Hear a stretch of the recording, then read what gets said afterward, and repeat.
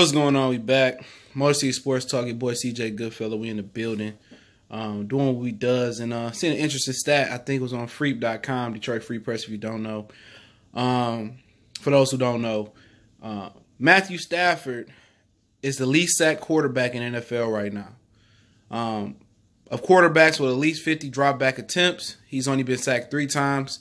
And despite some of the struggles you've been hearing about Taylor Decker and Frank Ragnow allowing the most pressures in the NFL of any offensive lineman. I'm not sure if just interior or both tackles and centers and guards. But, I'm not surprised. They put a lot of emphasis, on this offensive line this year, man. A lot of emphasis. And I told you it's going to be a gelling period.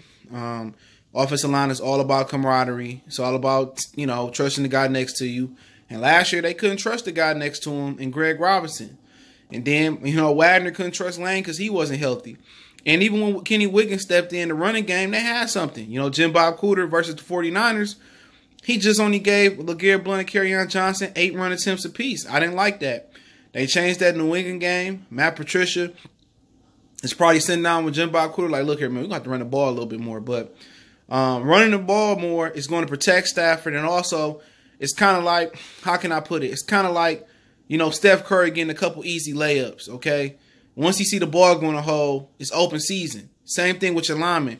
Once you let them get going forward and get to pushing and dominating a defensive line and getting to really imposing their will on them, and then they in the groove, so then their pass blocking is going to look good. It's going to get better. You know what I'm saying? They heated up, they warmed up, and it's going to protect Stafford.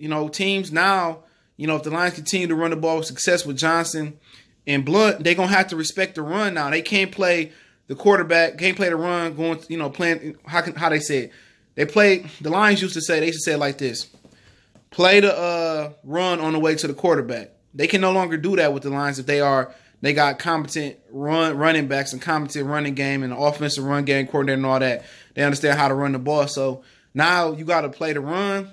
And Stafford quick release. That's a recipe for success and not so much disaster. So, I'm not surprised that Stafford, is the least sacked quarterback. You know what I'm saying? Because he get the ball out of his hands fast, and now they're running the ball. You seen the Rams and the Vikings last night, okay? Todd Gurley makes the offense go, really, And Jared Goff is a hell of a quarterback, but the threat of the run frees the linebackers on most of the plays. And, he had Cooks and Woods and Cooper Kupp running wide open. With the Lions, you've seen that versus the Patriots. You don't know if you got to play the run or you got to play the back out the backfield too.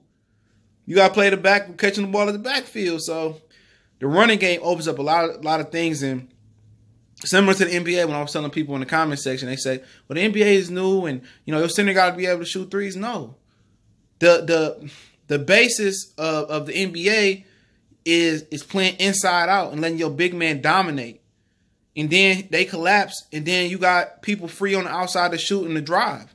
They got to respect that big man. That'll never change. It's just they got away from it. Same thing with the NFL. They try to say, workhorse running backs or running backs out of style. No, it's not.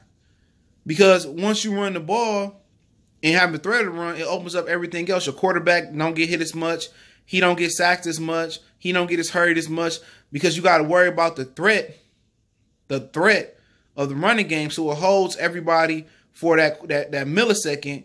And that millisecond, Golden Tate can be across the middle. Galladay can be running free. As soon as that cornerback look back in the backfield, that's Marvin Jones going past him. So it's not a surprise.